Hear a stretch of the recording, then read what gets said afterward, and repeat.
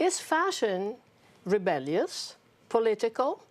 Is it art, or is it just an expression of a country? Welcome to Valentina Design Universe. I'm Valentina Cirasola, your host, and my guest is fashion designer Aida Dalati, and she will tell us all about fashion. Hi, Aida. Hi, thank you for having me. Welcome to the show. Thank you. I look forward to this. I'm so happy you're here. So, tell me, you are a fashion designer. Did you at one point thought of your career as a fashion designer, or how did it happen? It happened, I think, from the time I was really tiny. I used to look at Bazaar magazine, the British, and I was brought up in Syria, in Damascus, and my mother was American, and of course all the American wives, they circled all these fashion magazines, and I just thought that was the most fascinating thing, that you can dress up and improve your attitude and your mood just with clothing. It usually is that way, because I have an experience with that. My mom was a fashion designer as well, so there we are when you're so little, and that's all you see, beautiful fabrics and beautiful passementeries and trims. That's all you want to do, right? You want to become one of them in the magazine, or one of the tailors around the mother or the friends, right? Yeah, I mean, I was a people watcher. So I always redressed everybody in my head, of course. So I would always look at someone walking and it's like, wow, that's the wrong length of jacket. Or, oh, if she had taken those pockets away, she would have looked a little better. Or, you know. Oh my God, that's such a thing. I did the same. It's not because you want to criticize people. It just becomes your natural way of seeing the proportions of people. Yeah. And with the different eyes, one can see better the other person probably than themselves, right? Yeah, it's art. It's the need to make your surroundings more beautiful. Exactly. So some people do it with food, some people do it with textiles. You know, some people feel better if they're in a Ferrari. I chose textiles. Yes, and you did well, because obviously your fashion is so different than anything out there. Thank you. I work hard on that. Yeah, no, actually, I have a few pieces of your creations, and I still have them, even though I bought them a few years ago. I intend to keep them because they are beautiful and they're different, and that's what I look into clothing, to have, you know, a walking art. I would advise anyone to choose timeless pieces. Yes. Intelligently. Exactly. You know, because a well-made garment, a well-designed garment, a balanced garment really tells a story. Exactly. And you just add your personality to that story, and then it's just a beautiful, beautiful recipe and a beautiful plate. Yes. In fact, the pieces that I got from you, I can wear them at an evening out formally, or I can wear it with jeans and, you know, the boyfriend T-shirt or shirt, white shirt. Exactly. They look beautiful either way. Well, yeah, I try to make a jacket that takes you from Trader Joe's to the opera in the same day. And you just change the shoes, change your lipstick, and you're done. The accessories, and you're done. You're right, yes. So about your fabric are historicals, or they are folkloric, and they tell the story of a country. Where do you choose your fabric, or how? Well, I was, in a way, lucky because my father collected Persian rugs. His father collected Persian rugs, and they did them in pairs. So it's not that we had lots of money, it's just my father spent all our money on the rugs, which meant I had to make my clothes because he wasn't very generous. But my mom was American, and she, you know, in America, before everyone else, it was always comfortable clothing came first. I mean, you could look elegant, but you had to be versatile, and you had to have motion in your clothing because you do everything. American women are very busy. So that's what brought me to, that was my first interest. My second interest was I wanted the quality. So for a long time, I chose some American textiles. I actually grabbed those from the interior design fabrics. And then later on, I did only Italian from Como, obviously, when I used to do only wholesale and we had to do it nationally. And now I can do whatever I like in my studio. So we have chosen French. Do you find that people have difficulty relate to your fiber or your fabrics because they are different? They are not what you can see in everybody's stores. They're not. You don't find these things in any stores. You don't, you know. So how do your customers react to your fiber? We have two types of clients. Clients who don't understand it, and clients who just gravitate towards it. So I'm really only concerned with the ones who gravitate towards it, because if you are a denim person or a linen person, I am not your designer. You know, I specialize in high-end French textiles, brocades, American designed brocades with texture and presence. I want you to enter and exit beautifully. Yes. And that's what I want to do. And that's what your clothes do. Exactly. That's what we like to do. So if I didn't go to, if I don't get to go to the opera, or I don't get to go to France, the jackets go. Yes. So they're sort of like... You get that feeling and that impression that you're They're ambassadors.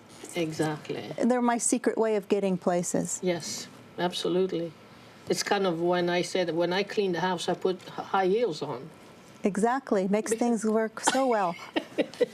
Lipstick when you're throwing out the garbage. Oh, yes. Helps a lot. Oh, yes, absolutely. You know, it's like, what is she doing? I know, but that's a certain kind of woman. Yeah. That's the issue. Yeah. But that's so beautiful now, because when I was growing up, you know, a lot of women were denied these indulgences, you know. But now women, I mean, you walk on a Facebook campus, all the women look together.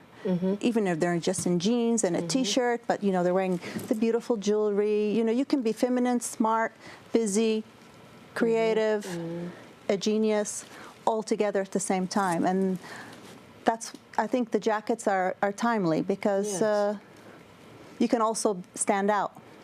But you don't only make jackets, you make other things too, right? Yeah, well, I used to do all kinds of things. I used to do knits, and then I used to hand paint some pieces. I think that's probably, you have some of those with Arabic calligraphy, with poetry. No, I don't have those. I have, one piece is fabulous. It's different kinds of reds. Oh, nice. Yeah. Red's my favorite color in the winter. Pink in the summer. Yeah. Yeah. So tell us about these fabrics you have here. Some are very shiny, or are they, those, for instance, those pieces are for daytime as well? Well, you know, the beautiful thing right now is Lurex is for daytime. And as I say, brocade for breakfast. Why not? And that's another revolution in clothing. You know, thanks to people like Prada, you know, there's nothing wrong. I remember my mother, you know, you could not wear lame. Yeah, in the daytime. In the daytime. Of course not. And of course, you couldn't color your hair either. But now we do everything, and we don't care. Yeah. And women do dress for each other. So let's be honest, we're not dressing for the men. We are having fun. Yes, Yes. And yes. it's just so much fun to have, and we intend to do it. And we should all do it for ourselves. Get up in the morning and get dressed for us and make Right. us Or dress down, whatever you like, you know, to each her own. Yeah. There's thousands of personalities for Yes, women, and we yeah. all respect each other. Now, when I walk into your shop, I feel like I am in the Belle Epoque era with all the beautiful passementerie and trims and tassels. And it feels like, I mean, you're located in Menlo Park, but when I enter your shop, it feels like I'm in Montparnasse and I'm somewhere in the Belle Epoque era in Paris. Yes, yes. Well, I did spend some time around, and I studied all these different stores. And of course, the bazaars of Damascus are a big draw for me. For some reason, they say, how can you tell a Syrian girl? Well, she has too many accessories. That's the deal. So I'm very comfortable with wearing different patterns, many patterns. Yes. And 3 is minimum, 5 is maximum, correct? Yes. I mean, as an Italian, you Yes. must understand Yeah. that concept. 3 is the perfect number. Exactly. Yeah, absolutely. In fact, even dressing, the 3rd number is the accent number. Uh-huh. The 3rd number. Yes. Yeah. Yes. Okay. So now, you have renovated. I see you have a book in your hand. It's called Restoring Damascus. Yes, restoring Damascus with watered down paint. Watered down paint. So what does that mean? It's a story of, so I was raised in a high-rise, and I always wanted to be down in the old maze-like old city, which is very much like Florence. Right? So years ago, and I convinced my husband to buy a courtyard house, a Damascus courtyard house, and I renovated it together with him. In Damascus. In Damascus. And we had a lot of international guests stay there, and I used to go and stay. And I applied a lot of the same design ideas, which I don't know if I applied it to the house or the house. I borrowed it from the house for the jackets, because it's, you know, it's the whole mosaics kind of things, and the mixture of stones and just all the textures. Yes, which is the same thing that you do with clothing. I mean, doing a good interior designing is layering, right? Exactly, Layering of yeah. textures and layering of colors and light, sculpting with light, and plans to make the dynamic effect and the natural effect. So Right, and you want the burst of energy, and then you want the calmness. Yes. Because, you know, what did Diana Vreeland say? The eye has to rest. absolutely. So there's always has to be the relief, the calmness. And that's what I like. So, you know, when you design a garment, you have to decide where do you want all the action to go, you know? And generally, for example, the wrist is a very good location. The wrist. The wrist. Okay. And Tell me about the wrist, because I have a pattern on my wrist, and I didn't do this on purpose. I didn't know about this. So, right. tell Well, me about this. the wrist is just it's a decision. How long is your sleeve going to be? Okay. How much jewelry are you going to show? Is it going to be, you know, is it going to be a sort of a fluffy gathered? Is it going to be like what I'm wearing? This is a 3/4. Yeah. Well, this is a full length, but I have cuffed everything because our textiles are. Reversible. They're not reversible. I just make sure that when I purchase textiles from the mills, that they look as good on the inside as the outside. And it's perhaps because I collect costumes. I collect folklore costumes of Syria specifically, and I've studied mythology and symbolism in women's clothing. So I like the way, you know, like when the métis, for example, métis, the reclining painting, it's always the jacket on the inside is as beautiful as the outside. Absolutely. And that's kind of what I'm interested in as well. That's what the Aida and the art of clothing. It's all about it. It is, yeah. And the placement of the adornment is very interesting. For example, so I brought a collection here. Well, I brought a collection of some of my favorite jackets. Yes. So if we want to, for example, start with the long garden jacket with the ferns, that has a spread of, a lot of people think they're ties. They're not. It's the Dresden plate from the World War II, which was actually came from Dresden, Germany. Yeah. So I have taken it and put it on the abstract in the jacket, and then you can't see it, but there's actually a slit for a pocket there. So it's nice because it's a great exit jacket. Yes. On the front, it looks really simple, and if you want to sporty it up, you just put a white T-shirt and you flip the cuff up, and you see the reverse, which is also white with the ferns. The nice. second one is our Klimt jacket. The buttons are just stunning. Where did you get the buttons? Did you paint the buttons? No, unfortunately, and I cannot even tell you who the artist is, but I know she's in Berkeley. And they are they're lucite, but they're today's lucite. So, and then she does those in her studio. And so I've chosen all her brooches to put on that particular jacket. So these are brooches, they're not buttons. Yeah. Because But they're just amazing. About last week, I wrote a blog called Always on the Right. Because, it was something funny I did not know. I found out when I was writing the blog that men had buttons on the right and buttonhole. Buttons on the left and buttonholes on the right, because they always wore swords. Exactly. And So when they extracted, they wouldn't interfere with the buttons. So when they had button up, the button was inside of the right side of the buttonhole. And women had the reverse. Right. Yeah. So, well, then you get into placement of design.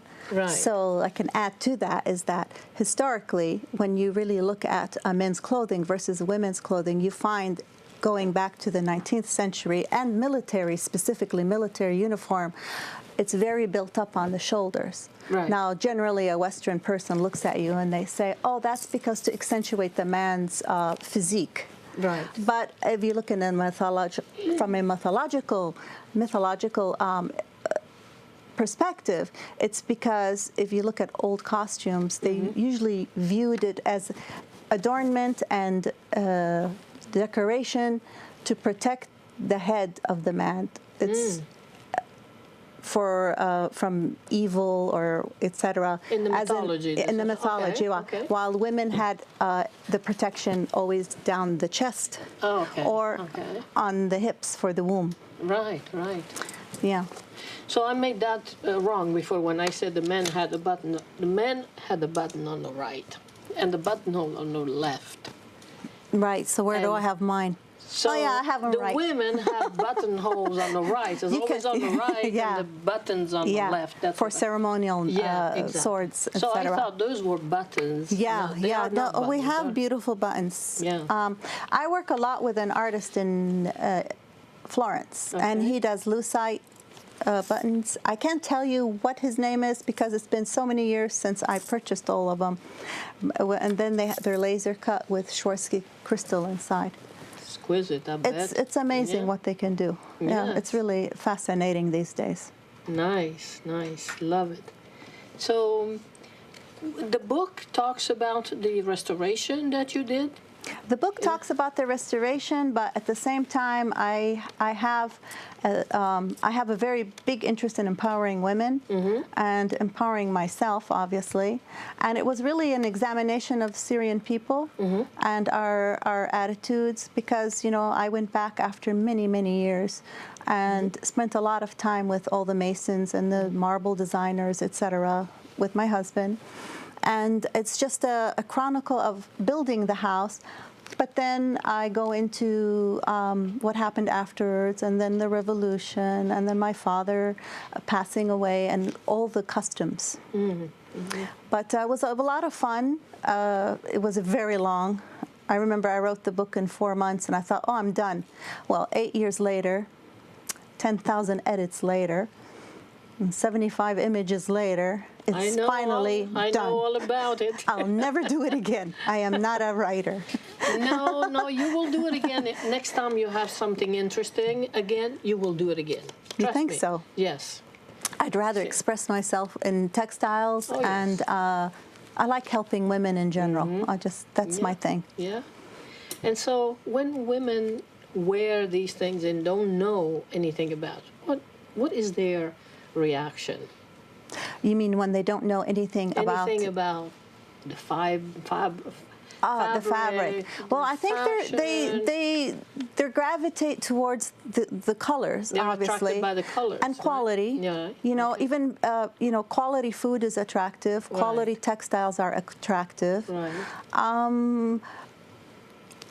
You know, and I learned in America, everything is so departmentalized. You know, if you're going to do jackets, don't try to sell jewelry. If you do jewelry, don't think you know anything about shoes. Right. Because your client has zero time. She's coming in to purchase or to indulge in one thing, Right. one specialty. Right. And so that's what I concentrate on. And I think what they like about it, I think it has some passion in it. They can see that. I think they can see the Yes, passion. they I can mean, see whoever that. wove that fabric is doing well, and Absolutely. and Yeah. the play on the colors. So the interior is always a different color than the exterior, and then there's always a silk trim on it. Yeah. Most people most people have to squeeze themselves into a small, medium, or large, and you know, I have 3 different smalls that I like, and I have a couple mediums I like, different shapes, different women, Right. and you just want to celebrate women in general. So, because we're coming almost at the end of the show, briefly, why don't you tell us what do you see the pattern in this country going? You know, we went from being very, very elegant, you know, remember the time of Jackie O, very elegant, to women in gloves and hats, and to very, very casual, and the disappearance of the stores that serves a specific people. The specialization yeah. kind of thing. Well, you know, there are companies on on the stock market that just make clothes by the billions of tons, and they just manufacture and just push it out in all directions. And it's sad when mass production is connected to a profit and loss sheet, like everything else, like music, like food, you know. Yeah. But I think, as I see today, and thank God for the Italians and the French, who are neck and neck competing for couture and for really superb clothing. I think we have a very good future in store. You think there is a resurgence for... I think handmade and made in America. We tried Made in America after Clinton. It didn't work because I used to be in ready-to-wear in New York. And then we tried it with Bush. It didn't work. But I think now finally the customer is educated, and less is more after the meltdown of 2008. So I think people are more selective, you know. So you think we're going to see more people dressed a little better? I think it's become a political and a very social economic issue of prestige right now. You know, we had the purse dilemma. Thank God it's over. You know, the horrific labels everywhere on the outside of the purses. And now we're finally down to individual style. Because if you look outside, out, I mean, everything is going right now. Anything goes. So you really have to buckle down and decide what do you want to present to the world. Yeah. What do you want to express? Because it is self-expression, and it's art. You know, everybody's an artist. Yeah. So And there is nothing better than getting dressed the way you like and the way it fits you, your body shape, your personality, and your lifestyle. Exactly. Don't you think? Unless you're a wallflower, and then I can't help you. A wallflower. A person who just wants to stay in the background. And that's great, but, you know, and even that has a look. Yes. That's so amazing. Absolutely. but you know, that night kind of reminds me of big flowers on the walls that are now in style. You know, big prints on the walls. Yeah, that's beautiful. Yeah, Yeah. because wallpaper has evolved so amazingly. Thank God, it's so beautiful. All the silk screen, Oh, yes. the what's available now, the machines and the technology. Yeah. So, what are your plans for the future? My plans for the future. I will probably continue with what I'm doing. I would probably like to do a dress line. I already design clothing, dresses. It's a matter of sizing up the person and deciding, you know, are they flexible with me? Because you want to make something you like and something another person, the customer likes. Yeah. I think that's what would like to do, more customized, going back, like you're saying, to the Jackie O, the Ole Cassini times, is going back to slight individuality is good. Very nice. Love it. So, do you have a place, a website where people can find you? It's like Aida Delati, I think. Yeah, AidaDelati.com. Right. But I'm pretty friendly with my Instagram because it's more artistic. Yes. So if we get a pretty fabric in, I'll take it, you know, I'll put it up or find a pretty glass to go with the fabric, and that's more immediate satisfaction for me. It is, yeah. And if you want to know more about Aida Delati, you can also refer to me at Valentina Designs at Comcast.net, and I will send her the notice of anyone making a request for you or questions. And do you have a special? We're really going to close the show now. You have a special thoughts that you want to bring out to, let's say, young people who want to do what you do? Well, it's a very rewarding profession. Is it going to make you super rich? I don't think so. But I think the rewards are fascinating, and it does really feed your soul. It's Very hard good. work, but everything is. Very nice. So with this, we will wrap the show, and thank you for being here. Thank you so And much. It was a pleasure. Much pleasure. Mwah. Peace and love to everyone. Bye.